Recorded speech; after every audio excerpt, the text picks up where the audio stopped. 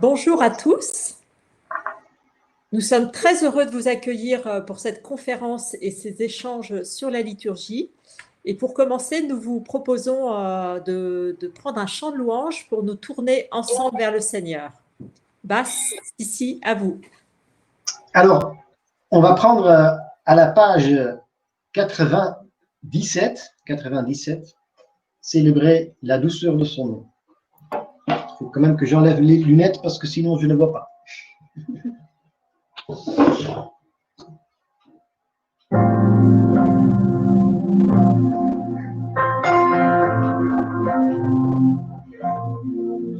Louez le nom du Seigneur, louez le serviteur du Seigneur, louez-le, car il est bon. Célébrez la douceur de son nom. Crions de joie pour le Seigneur, acclamons le rocher, Dieu de notre salut, approchons-nous de lui, chantons pour lui, au son des instruments, jouons pour notre roi. Louez le nom du Seigneur, louez les serviteurs du Seigneur, louez-le, car il est bon. Célébrez la douceur de son nom. Il est grand, il est bon. Notre Seigneur par-dessus tous les dieux. Il domine les cieux. Il est roi tout-puissant. Dieu créateur, l'univers tout entier. Ses mains font sonner. Louez le nom du Seigneur. Louez les serviteurs du Seigneur. Louez-le, car il est bon. Célébrez la douceur de son nom. Entrez, inclinez-vous, prosternez-vous, adorons le Seigneur. C'est lui qui nous a fait, il est notre Dieu. Il nous conduit, dans ses mains sont nos vies, et nous sommes à lui. Louez le nom du Seigneur, louez les serviteurs du Seigneur, louez-le, car il est bon. Célébrez la douceur de son nom. Accueillons sa parole, écoutons-la, ne fermons pas nos cœurs et méditons seulement Dieu de fidélité. Reste avec nous, affermis notre foi, nous espérons en toi. Louez le nom du Seigneur, louez les serviteurs du Seigneur, louez-le, car il est bon. Célébrez la douceur de son nom. Louez-vous le Seigneur, louez les serviteurs du Seigneur, louez-le, car il est bon. Célébrez la douceur de son nom. Célébrez la douceur de son nom. Célébrez la douceur de son nom.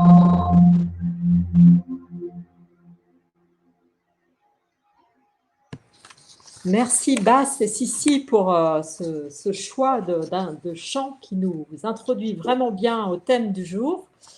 Et donc, je me présente d'abord, je suis Laurence de Louvencourt, rédactrice en chef du magazine Il est Vivant, qui organise ce petit événement ce soir. Et donc, j'ai la joie d'accueillir Basse, qui n'était pas prévu au départ, c'est une petite surprise, et Damien, qui sont deux laïcs passionnés de liturgie. Et il y a une autre surprise, puisque Sissi est venue avec nous au dernier moment. Voilà, Basse et Sissi, est-ce que vous pouvez vous présenter? Donc, Basse et Sissi, Suikerbak, c'est un nom néerlandais parce que nous sommes néerlandais, donc d'où l'accent. Et puis, nous avons, oui, pour la femme, on ne le dit pas, mais 48 et 47 ans. Et nous habitons donc les Pays-Bas, père et mère de 5 enfants, entre 8 et 17 ans. Et bon, j'ai travaillé pendant 18 ans pour la commission liturgique aux Pays-Bas, des conférences des évêques, la conférence des évêques. Et puis, depuis le 1er juillet, je travaille pour la communauté de l'Emmanuel en tant que responsable pour la liturgie et la musique, Emmanuel Music. Voilà. Merci beaucoup. Parlons ensemble. Vous travaillez ensemble, oui, c'est ça. Oui. Un peu, ouais. Le plus possible. Damien, à toi. Bonsoir, moi c'est donc Damien Jacquinet, j'ai 42 ans, célibataire. J'ai été chef de chœur dans plusieurs paroisses à Paris, à Perpignan, à Versailles. Et je suis aussi formateur en liturgie pour la communauté d'Emmanuel depuis quelques années. Et sinon, dans ma vie professionnelle, je suis consultant en communication et collecte de dons. Voilà. Merci beaucoup à tous les trois. Donc, je voulais simplement vous préciser que vous pouvez poser des questions à Bas, Sissi et Damien tout au long de la soirée. Vous voyez sur la droite de votre écran, vous avez un petit onglet questions. Donc, c'est là qu'il faut poser les questions. Moi, je les organiserai un peu par thématique et il y aura une deuxième partie avec un question-réponse. Voilà, donc là, on commence l'interview introductive. Donc, je voulais demander d'abord à Damien, pour vous, quel est le sens de la liturgie dans notre vie chrétienne? Alors, il y a deux sens possibles dans la liturgie. À l'origine, la liturgie vient de l'adjectif grec leitos, public, dérivé de laos et du nom commun ergon, qui signifie service, œuvre, travail. La liturgie est donc étymologiquement un service public, une œuvre qui est faite au bénéfice du peuple. Au IIIe siècle avant Jésus-Christ, la traduction grecque des Septante traduit le terme hébreu aboda, service cultuel, par leiturgia. Donc on voit bien qu'il y a deux sens, le peuple qui est le bénéficiaire de la liturgie, mais aussi le peuple qui est le sujet de la liturgie parce que c'est un service religieux que nous rendons à Dieu en communauté rassemblée en son nom. Ce que nous dit l'Église, notamment de manière très forte dans le Concile Vatican II, c'est que c'est dans les paroles et les actes de la liturgie, nous rendons présent par les signes, par les symboles, le mystère du salut. Le mystère à la fois historique et théologique, Christ mort et ressuscité par amour pour nous. Et cette présence, elle est agissante d'une manière toute particulière dans la liturgie, personnellement et en communauté. Alors très concrètement, la liturgie, c'est l'Eucharistie, bien sûr, les 6 autres sacrements que nous connaissons, aussi ce que nous appelons les sacramentaux, par exemple des bénédictions, et aussi la liturgie des heures. Voilà, alors pour en savoir plus sur le sens de la liturgie, moi je vous renvoie à l'interview magnifique du Père Pascal Tullier dans le numéro spécial d'Il est vivant, que vous trouverez au tout début de ce numéro. Merci Damien. Bas, est-ce que tu veux compléter? Oui. Voilà, peut-être aussi ce que ça veut dire, en tout cas par exemple dans ma vie concrète, la liturgie ou de notre vie, c'est en tant que famille, bien sûr, la messe du dimanche, vous le vivez sans doute tous, comme vraiment fondement de la semaine, et donc aussi, comme le dit le Concile Vatican II, comme et bon, je suis déjà un peu, mais on a vécu ça, on a vécu le manque de ça il y a quelques mois. Et là, pour le coup, on apprécie encore plus ce que cette source de la liturgie dans nos vies. Et on a dû trouver parfois d'autres moyens pour vivre ça. Mais donc cette vie est quelque chose de très concret dans notre vie quotidienne, cette vie de l'Église, cette vie qui vient de la liturgie. Et par nos prières, par notre façon de nous adresser à Dieu qui est aussi par notre prière liturgique. Donc, c'est une école aussi de prière. Alors, dans la communauté d'Emmanuel spécialement, mais plus largement dans l'Église, depuis toujours, le chant a une place vraiment prépondérante. Qu'est-ce que vous pouvez nous dire là-dessus, sur la place du chant dans la liturgie? Alors, et Damien va sans doute me compléter. Très bien. Mais oui, le chant en règle générale, et là il y avait donc un très bel article de Bernadette Bellois dans Il est vivant. Hein. Mais le chant en règle générale, je veux dire, dès qu'il y a quelque chose à fêter, ou dans beaucoup de situations dans nos vies, dans toutes les cultures, on chante. Et rien que la langue elle-même, moi je suis néerlandais, pour les Néerlandais, le français c'est une langue qui chante. On dit toujours, ah c'est si beau, ça chante. Et donc même chaque langue a des tonalités différentes. Mais quand on s'adresse à ce qui était au-dessus de nous, et donc, dans notre cas, quand on s'adresse à Dieu, mais on préfère le faire en chantant. Et c'est depuis toujours. Ça, il n'y a pas trop d'exceptions. Bon, il y a eu des moments où on est plus en silence, mais dans la liturgie, la première façon de s'exprimer, c'est en chantant. Donc, non uniquement des chants, mais aussi des prières. Et le Concile Vatican II, et notamment le renouveau liturgique, a voulu remettre l'accent là-dessus, mais ça a été comme ça toujours dans les liturgies romaines et dans toutes les liturgies. Quand il n'y a pas une messe basse, qui est une exception, messe basse, il y a pour le coup, donc, il y a pour le coup, on chante tout, les prières sont chantées. Et alors, quand on regarde le chant tel que nous le connaissons peut-être le plus actuellement, c'est que on prend des chants au début de la messe, à l'offertoire, à la communion, peut-être même à la sortie. Mais premièrement, il s'agit peut-être de se rendre compte que les textes qui sont chantés sont des textes qui sont de la liturgie elle-même. Donc, c'est les textes du missel, c'est les textes du lectionnaire. On ne chante peut-être pas souvent les lectures, mais il y a des tons pour les chanter, c'est très normal. Et donc, quand il s'agit de quoi chanter, quel chant prendre, à quel moment. C'était la question suivante.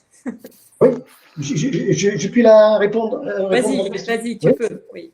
Super. Alors, pour le coup. Alors, comment choisir les chants, voilà. Ouais. Alors, quand il s'agit, en règle générale, pour n'importe quel chant, on s'oriente d'abord vers la liturgie elle-même. Et la première chose à faire, c'est de voir quels sont, par exemple, les textes proposés par l'Église aujourd'hui, dans le missel, dans le lectionnaire. Et donc, de préférence, dans l'Église, depuis Vatican II aussi, mais depuis toujours, hein, on prend ces chants-là. Si on peut les prendre en texte littéral, c'est super. Si on se laisse inspirer par ces textes, très bien aussi. Et ce que nous faisons souvent, donc quand nous ne chantons pas exactement peut-être les paroles du missel, pour que le Père André Gouze, par exemple, a mis tant de chants comme ça, tant de textes comme ça sur musique. Dans beaucoup de pays, ça se fait de plus en plus, aussi dans la langue vernaculaire. Et les grégoriens est fait comme ça.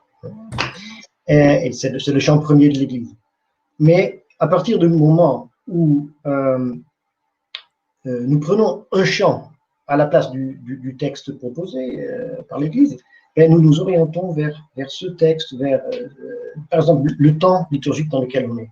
Et quand pour le coup, je vais rapidement, peut-être si je puis encore dire quelque chose sur les différents chants. Le chant d'entrée, par exemple, c'est toujours un chant qui nous introduit dans le mystère qu'on va célébrer. Donc, qui sera différent au temps d'avant, de l'avant, du carême, de Pâques, de Noël, en fait.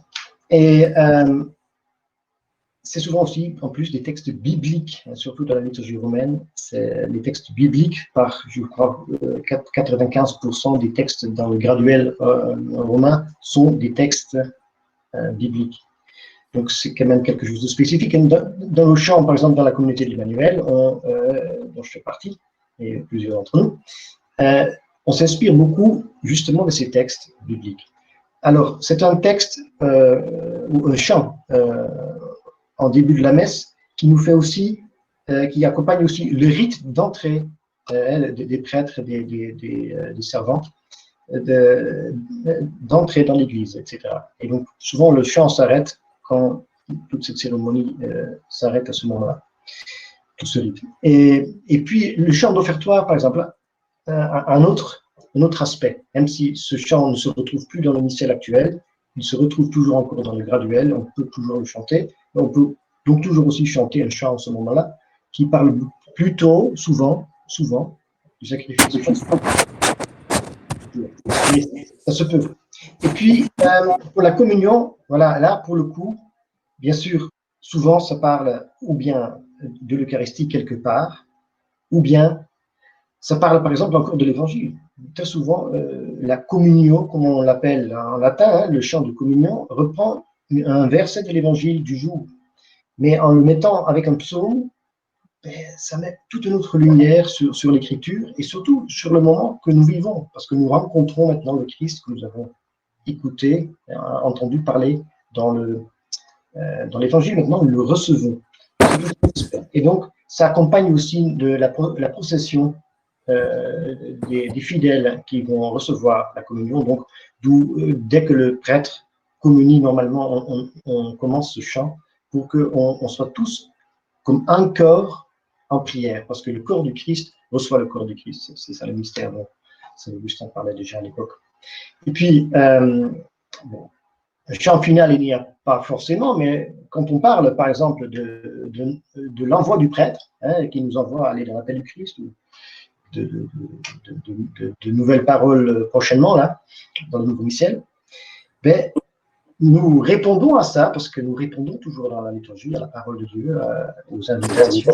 Et justement, quand nous faisons ça, pour le coup, nous louons le Seigneur pour ce qu'il a donné et nous proclamons ce qu'il est pour aller dans le monde. Voilà. Donc, ça, c'est quelques pistes. Bon, il y a beaucoup plus à dire, mais c'est juste en quelques minutes. Merci. Damien, tu aurais quelque chose à ajouter?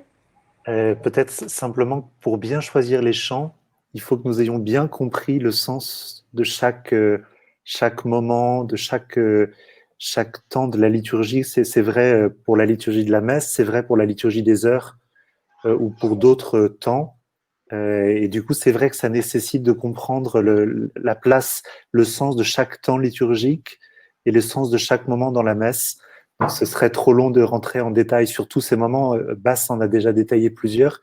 On a travaillé sur une petite boîte à outils pour choisir les chants que vous pouvez trouver pour ceux qui l'ont, pour ceux qui l'achèteront dans le fameux numéro d'Il est vivant. Page 51, vous avez vraiment une boîte à outils détaillée, chant par chant, qui peut bien aider si vous n'avez pas tellement l'habitude pour préparer une messe. Merci beaucoup. Il y a quelqu'un, on peut peut-être quand même répondre à cette question, qui demande c'est quoi le graduel? Donc, oui. basse. Ben, le graduel, c'est juste le nom au fait d'un des chants dans la liturgie. Aujourd'hui, on l'appelle plutôt le psaume responsorial, hein, donc le psaume après la première lecture, qui est dans le grégorien, on parle de graduel, psaume graduel, et ça a donné le nom à tout le livre de tous les chants en grégorien qu'on chante pendant la messe. Voilà. Merci beaucoup. Damien, je crois que tu es un familier de la liturgie des heures, ce qui n'est pas forcément banal pour un laïc engagé dans le monde comme tu l'es, des dirigeants de société. Donc, est-ce que tu peux nous donner ton témoignage, nous dire ce que ça t'apporte et voilà, en quoi ça t'aide au quotidien de prier cette liturgie des heures? Alors, c'est vrai que l'expérience que je fais, c'est que la liturgie des heures, elle n'est pas réservée aux prêtres, aux religieux, aux moines ou aux moniales. C'est vraiment un trésor que l'on vit pour toute l'Église.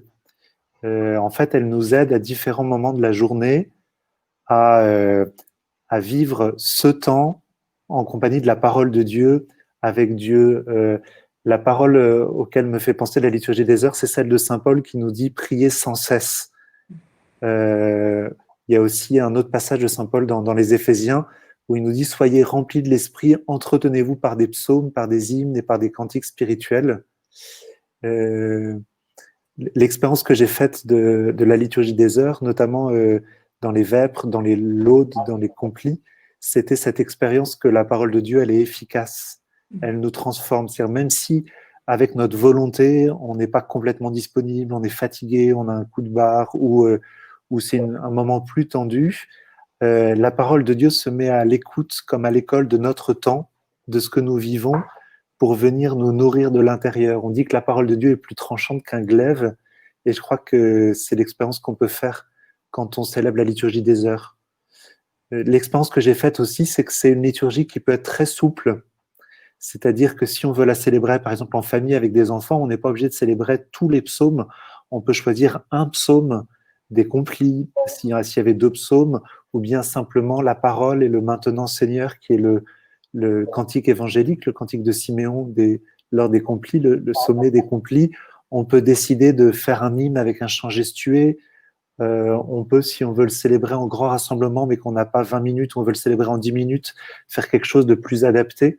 Donc voilà, la liturgie des heures, c'est un trésor qui nous est donné, que l'on reçoit et qu'on peut adapter selon des moments. On va la célébrer avec un prêtre qui est de passage à la maison, la célébrer en famille, en communauté, en paroisse, pour laisser la parole de Dieu nous approcher dans le temps de la journée que nous voulons célébrer.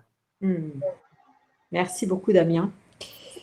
Et justement, Bas en parlait tout à l'heure, c'est vrai que le confinement nous a beaucoup interrogés sur notre rapport à la liturgie, à l'Eucharistie, et notamment grâce à des prêtres très dynamiques un peu partout en France et dans le monde, on a pu suivre la liturgie en direct, les messes, mais pas seulement. Et je voulais vous demander, qu'est-ce que vous en pensez de cette liturgie virtuelle? Qu'est-ce qu'on peut en dire? Parce qu'il y a eu pas mal de débats autour de ça. Tout d'abord, je pense que les débats, il y en aura toujours. Et c'est pas grave, hein, c'est toujours comme ça. Mais notamment, le cardinal Sarah et notre Saint-Père ont tiré notre attention vers un aspect qui est primordial dans la liturgie, et c'est l'aspect de ce qu'on appelle l'incarnation.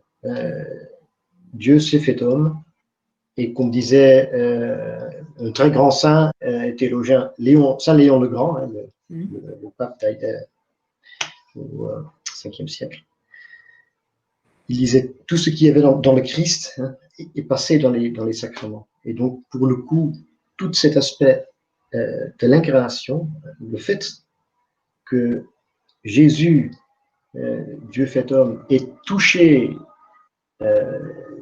tel ou tel homme, telle ou telle femme, il est guéri, voilà, tout ce qu'il a fait, tout ça, et c'est tangible au sens littéral, et tout ça est passé dans les sacrements. Et alors, pour le coup, quand ce côté tangible disparaît quelque part, il y a forcément un manque.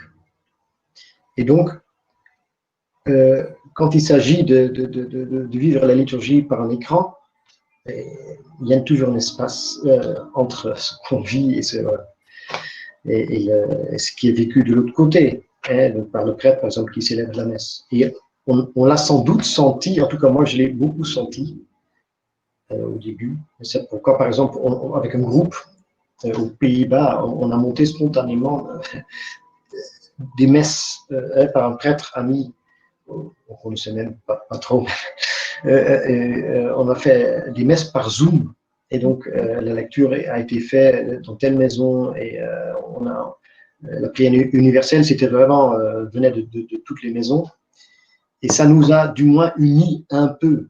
Et c'est jamais suffisant. Et maintenant, on ne le fait plus parce qu'on peut aller dans l'église. Alors, ça d'un côté. De l'autre côté, je pense, on sépare souvent le virtuel et le réel. Et le prêtre avec qui on célébrait justement ces célébrations Zoom, c'était un jésuite, il nous disait, mais ne parlons pas trop, et il fait ça comme apostolat aussi, apostolat par Internet, quoi, en général. Il dit, ne séparez pas trop le virtuel et le réel. Et je pense qu'il y a aussi une vérité là-dedans, parce que c'est assez nouveau pour nous.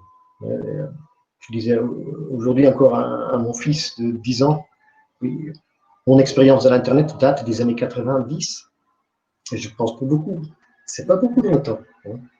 Donc, ça va encore se développer. Et il y aura aussi des moyens peut-être plus tangibles que nous. Aujourd'hui, on dirait non, fais gaffe. Mais n'ayons pas peur, parce que le Seigneur nous dit constamment, n'ayons pas peur. Hein. Et allons trouver les personnes là où ils sont. Et pour moi, je suis souvent derrière un écran. Je ne sais pas pour vous comment c'est. On nous trouve derrière un écran. Donc, si on veut trouver les autres, on les trouvera là. Et pour l'évangélisation, mais aussi pour parfois des moments peut-être liturgiques. On ne sait jamais. Donc, ouvrons nos cœurs à ces nouveaux moyens que le Seigneur nous permet aussi d'utiliser d'une façon féconde et belle. Et troisièmement, je dirais, toutes ces personnes qui n'ont pas eu à aller à la messe pendant longtemps, mais qui restent toujours à la maison, Et là, c'est très personnel. Hein. Par exemple, mon papa, il n'ose toujours pas encore aller à la messe. On peut, mais il n'ose pas, il a presque 80 ans. Et donc, pour le coup, que faisons-nous avec ces personnes-là? Est-ce que nous leur disons, il faut absolument que vous alliez à la messe? C'est quoi ça? Ou est-ce qu'on dit, alors, où est votre peur? Qu'est-ce qu'on peut faire pour vous? Comment peut-on vous rejoindre? Et ça pourrait même être, peut-être, au moment du confinement, bon, c'est pas trop pour critiquer, mais quelque part, ça m'a surpris qu'on n'ait pas partout eu l'idée de se dire, mais on va quand même distribuer le Seigneur là où sont les gens. Il y a eu des époques dans l'Église où c'était normal. Je ne me rappelle plus quel saint c'était, peut-être Saint Philippe Neri ou un autre. Donc c'était le moment de la peste, où justement les prêtres allaient célébrer dans les rues, à différents endroits et allaient donner la communion aux portes à distance avec, vous connaissez ces images, ces espèces de choses qui protègent des grands, je ne sais pas comment dire, mais c'est des Grand chapeau noir. Ouais. Ah oui, ça, et il faisait ça. Donc je me dis aussi, soyons inventifs. Parce que le Seigneur, il est inventif. Inventeur, soyons inventeurs. Non, inventif, c'est bien. Inventif, c'est très bien. Okay, ouais. Et faisons ça parce que trouvons les moyens pour rejoindre aussi ceux qui ont encore peur et osons leur dire, n'ayez pas peur, qu'est-ce qu'on peut faire pour vous pour que le Seigneur eux puissent s'approcher du Seigneur et le Seigneur peut venir vers eux. Voilà. Merci beaucoup, Bas. Damien? Moi, je compléterais juste peut-être en disant l'apparition du virtuel, par exemple, a interpellé les libraires, parce qu'aujourd'hui, on peut tous acheter des livres en ligne. D'ailleurs, on est sur un événement en lien avec la librairie de l'Emmanuel. Mais certains libraires se sont dit, mais qu'est-ce qu'on peut offrir de plus dans une boutique de quartier que les gens ne trouveraient pas sur Internet en virtuel? Et moi, je serais tenté de nous dire à ceux parmi nous qui sommes responsables en liturgie ou qui animons les chants, qu'est-ce que les gens vont trouver dans une église qu'ils ne trouveront pas derrière un écran? Comment on va pouvoir vivre la liturgie avec nos 5 sens? Et je pense qu'on a parfois, surtout en Occident, c'est moins vrai dans la liturgie d'Orient, pour ceux qui connaissent les liturgies en Russie ou en Grèce, on a une manière même parfois de chanter qui est très cérébrale. Et comment en fait on va encourager nos liturgies à être très incarnées pour que nos 5 sens soient mobilisés par la beauté de ce que nous voyons, par la beauté de ce que nous entendons, par le bon parfum d'un encens qui soit pas un encens chimique acheté pas cher, mais pour lequel on ait un bel encens, etc. Donc, qu'est-ce qui fait que, en complément peut-être d'une évangélisation sur Internet qui est nécessaire, et puis nécessaire aussi pour ceux qui aujourd'hui, pour des questions de santé, ne peuvent pas rejoindre nos églises, comment nous construisons, nous préparons des liturgies qui font appel aux 5 sens et qui sont vraiment incarnées. C'est sans doute l'un et l'autre. Merci infiniment à tous les deux. Alors, n'hésitez pas à poser vos questions. Il n'y a qu'une question pour l'instant. Nous avons encore un quart d'heure en théorie. Donc, n'hésitez surtout pas. Donc, je vais poser la question de Jean. Si les vêpres sont suivies, c'est un peu technique, si les vêpres sont suivies de l'Eucharistie, est-il possible liturgiquement d'arrêter les vêpres avant la lecture de l'épître et de la remplacer par l'épître du jour afin de commencer la messe du jour? En conséquence, la prière pénitentielle serait remplacée par le début des vêpres. Eh ben, c'est exactement ça que propose la liturgie. Effectivement, quand on mêle les vêpres, c'est vrai aussi pour les laudes, quand on mêle la liturgie des heures et la liturgie eucharistique, en fait, les psaumes de l'office vont faire office de démarche pénitentielle, et puis on va célébrer le cantique du Nouveau Testament après la communion basse, c'est ça? Oui, tout à fait. Après la communion, en action de grâce, nous allons réciter le cantique du Nouveau Testament, et ce sont les lectures de la messe du jour qui feront office de lecture et non pas celle de l'office. C'est là où on voit que la liturgie des heures est assez souple. Voilà. C'est vrai. Et alors, bon, je confesse humblement que j'ai découvert un document à l'occasion de ce numéro qui s'appelle la présentation générale du missel romain. Est-ce que quelqu'un peut nous en parler? Tu veux? Vas-y, Bas, je te laisse commencer. Je parlerai de son petit frère, celui de la liturgie des heures. Qui est très beau aussi, hein, vraiment très beau. Non, donc c'est disons, en règle générale, ce qui a été nouveau pour les livres liturgiques depuis le renouveau liturgique, donc les livres revus à partir du renouveau liturgique, c'est qu'ils commencent tous par ce qu'on appelle en latin des prénotanda, donc un avant-propos littéralement, hein, une introduction. Et pour le missel, on l'a fait, et pour le missel et pour la liturgie des heures, on l'a fait de façon un peu plus chic, disons. On a fait une institution, une institutio, donc quelque chose de plus large. Et donc pour la messe, on parle dans un chapitre ou quelques paragraphes, un peu sur l'histoire de la messe, et puis sur ses parties, en donnant aussi quelques fondements théologiques, quelques parties historiques, et surtout en expliquant un peu quand même le sens des différents rites. Et puis c'est très pratique aussi. Hein. Donc ça explique un peu là où les rubriques ne disent peut-être pas tout. Hein. Les rubriques, c'est les textes en rouge dans les missels qui expliquent un peu comment faire. Mais là, dans la présentation générale, on explique de façon un peu plus ample. Et voilà, c'est ça. Juste pour vous donner envie d'aller lire sur Internet, si vous voulez, la présentation générale du missel romain, au chapitre 16 par exemple, la célébration de la messe comme action du Christ et du peuple de Dieu organisée hiérarchiquement est le centre de toute la vie chrétienne pour l'Église, aussi bien universelle que locale et pour chacun des fidèles. C'est en elle, en effet, que se trouve le sommet de l'action par laquelle Dieu, dans le Christ, sanctifie le monde et du culte que l'humanité offre au Père en l'adorant dans l'Esprit Saint par le Christ Jésus. C'est beau, hein? Magnifique. Voilà, donc c'est disponible sur Internet, sur le site du Vatican, présentation générale du missel romain. Et alors, il existe aussi pour le bréviaire, la présentation générale de la liturgie des heures, qu'on appelle en abréviation PGLH, qui, elle, est une très, très belle introduction sur les psaumes et puis sur le sens de chacun des offices, laude, milieu du jour, vêpres, complis, office des lectures. Et donc, si certains veulent creuser un peu la question de la liturgie des heures, vous y trouverez de très, très, très, très belles méditations sur le sens des psaumes et sur l'organisation et le sens de chaque office. Merci beaucoup. Alors, j'avais prévu une question et quelqu'un m'a devancé. Pouvez-vous nous parler de la nouvelle traduction du missel romain? Damien. Je vais être assez sincère, je ne l'ai pas encore suffisamment travaillé. Il faut que je la travaille un peu plus. Je ne suis pas encore tout à fait au point.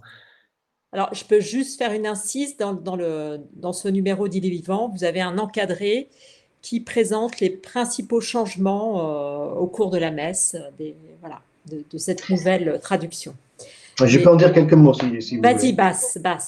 Parce que, oui, donc disons, depuis l'an 2001, on a commencé petit à petit dans les grands pays et dans de plus en plus de pays à faire ce que le Vatican nous a, le Saint-Père par la Congrégation pour le culte divin, nous a demandé, c'est-à-dire de revoir encore une fois, après une quarantaine d'années, les traductions en langue vernaculaire, notamment donc, du missel, mais aussi des autres livres liturgiques. Et l'idée derrière était, bon, il faut s'imaginer quand même un peu le travail énorme que ça a été, que depuis des années de latin, le latin en soi est déjà, pour la Bible par exemple, est une traduction. Hein. Mais pour la liturgie, c'était devenu de plus en plus la langue de la liturgie romaine, hein, venant de Rome. Mais pour le coup, traduire cette liturgie dans je ne sais combien de langues vernaculaires, c'est c'est énormissime comme travail. Et pour le coup, comment faire ça? Comment s'y apprêter? Bon, on a fait comme on a pu, on a fait du très bon travail dans beaucoup de pays, vraiment.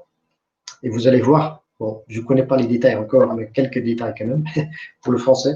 Vous allez voir que beaucoup de choses sont restées telles qu'elles étaient. Mais à droite et à gauche, il y a eu on a, comment dire, amélioré là où c'était nécessaire pour qu'on ne perde pas ce trésor qu'est la liturgie romaine. Parce que, et là c'est une chose importante, on dit souvent que la loi de ce qu'on croit et la loi de ce qu'on célèbre, voilà, vont ensemble. Donc lex orandi, lex credendi. Donc dans ce que nous prions, nous confessons ce que nous croyons. Et si dans ce que nous prions, il y a peut-être des choses moins justes ou juste pas trop bien exprimées, et ça a un effet sur le contenu de ce que nous croyons, en tout cas, notre façon de l'exprimer et aussi de l'intérioriser. Donc, d'où ce trésor, et on veut le rendre aussi le mieux que possible. Et pour le coup, on a fait ce travail de traduction dans beaucoup de pays, et les pays francophones ont fini ce travail, et maintenant on attend vraiment l'édition, en tout cas du Missel, la réédition. Qui est pour quand, notamment? Qui serait normalement pour cet avant-ci, mais à cause du Covid, et je compris, hein, ouais. Vous le saurez peut-être mieux parce que moi je ne suis pas français. En tout cas, ça a été retardé d'1 an. Hein. Parce que le travail, ça n'a pas facilité le travail. Et bon, là, je sais de mon travail pour la commission aux Pays-Bas, parce que j'étais dans tout à fait la même chose. C'est un travail énorme, non seulement de revoir la traduction, mais aussi de mettre ça dans tous les livres, et pour que ça soit vraiment la même chose partout. C'est un peu un travail ça prend du temps. Alors moi, j'avais une question qui m'a un petit peu habité pendant tout ce numéro, parce que donc nous, les manuels, l'Esprit Saint a un rôle très important. Qu'est-ce qu'on peut dire du rôle de l'Esprit Saint au sein de la liturgie? Dans la liturgie occidentale, alors toute liturgie est trinitaire, c'est-à-dire que nous nous associons au sacrifice du Christ, du sacrifice offert au Père dans l'Esprit Saint. Donc toute liturgie a une dimension trinitaire, et d'ailleurs les conclusions d'un certain nombre de prières le manifestent.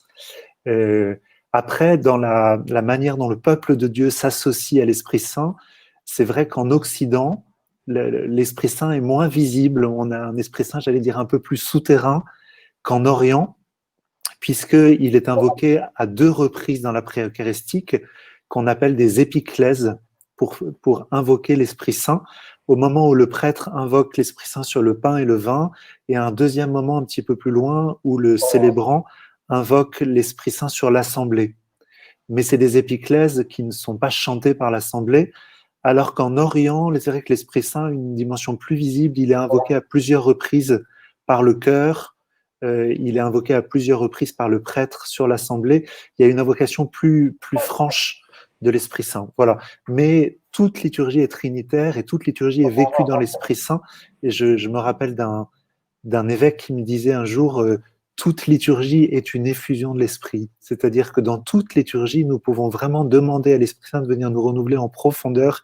Il y a une action, il y a une action précise et présente de l'Esprit Saint dans toute liturgie.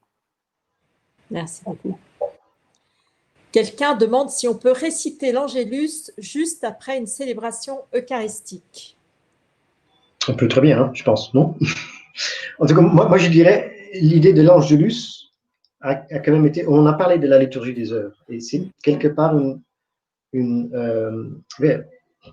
Damien, tu as très bien dit, hein, on peut aussi facilement adapter la liturgie des heures. On l'a fait d'ailleurs dans l'histoire de maintes façons. Il y a le petit office de la Vierge Marie, le petit office voilà.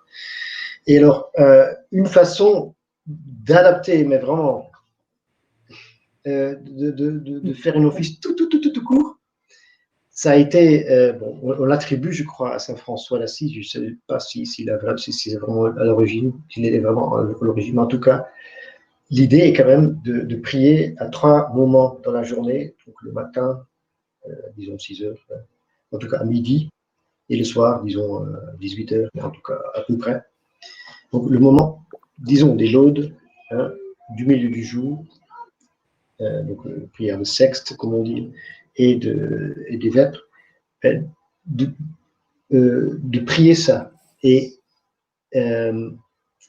comme le rosaire, hein, vous connaissez l'idée, il y a tous ces petits grains qui étaient au nombre de 150 à l'époque, jusque Jean-Paul II en a ajouté encore un certain nombre de mystères. Mais c'était donc 150 qui était le nombre des psaumes. Et c'était la façon dont, pour beaucoup, on avait aussi simplifié, pour ainsi dire, l'office pour que tout le monde puisse y entrer, mais en méditant sur le mystère. Et là, l'Angélus fait quelque part la même chose, mais on médite sur le mystère de l'incarnation.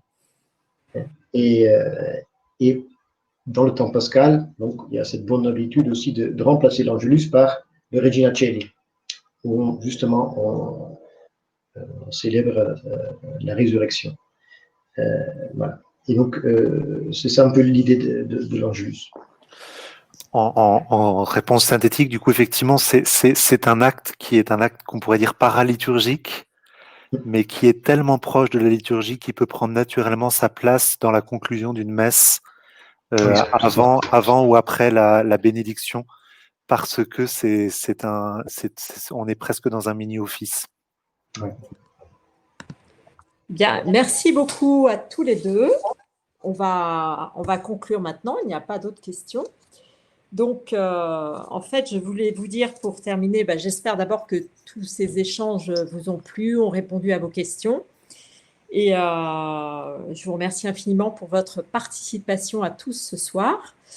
Et petit coup de pub pour terminer. En fait, si ces échanges vous ont donné envie de vous abonner à Il est vivant, sachez qu'en ce moment, on a une offre découverte à 19 € pour 1 année et 4 numéros par an. Et donc, vous pouvez retrouver tous les renseignements sur notre site internet www.ilestvivant.com. Et pour terminer, une idée m'est venue. Pourquoi ne pas chanter Maintenant Seigneur? Qu'en pensez-vous? Très bien, très bien. Mais pour le coup, il faudrait que je retrouve la page. Ah. On va te la trouver, Basse. Tu fais. Si quelqu'un là, hein. Parce que en néerlandais, sur le M, Maintenant Seigneur, c'est à la page 254, si je vois bien.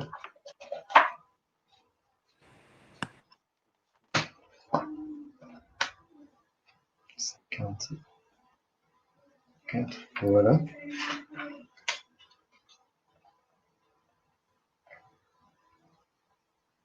Voilà.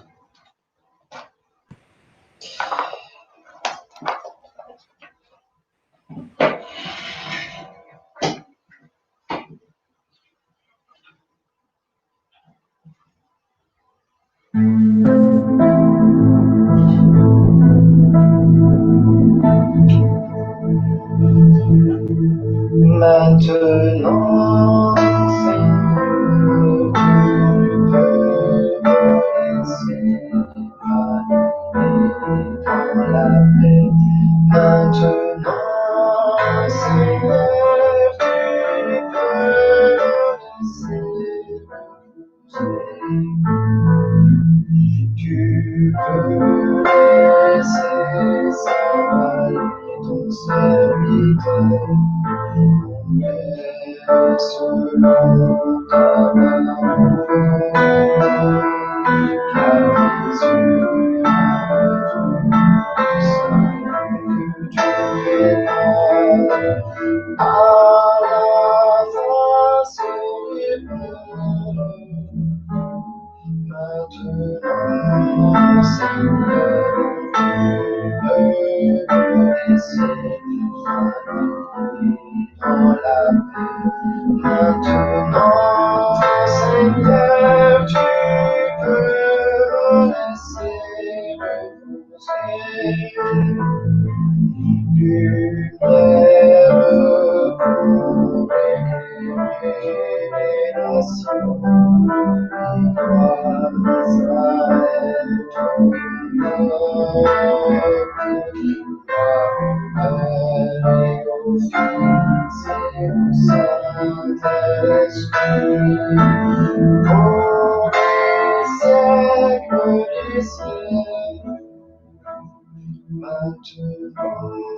Seigneur, tu peux me laisser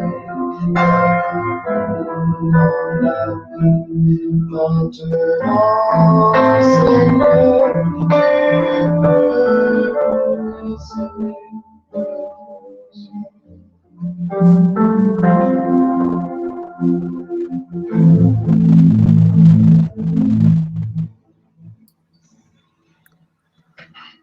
Eh bien, merci à tous et bonne fin de soirée et peut-être à bientôt. Bonne soirée. À Bonsoir et bientôt. au revoir. Merci.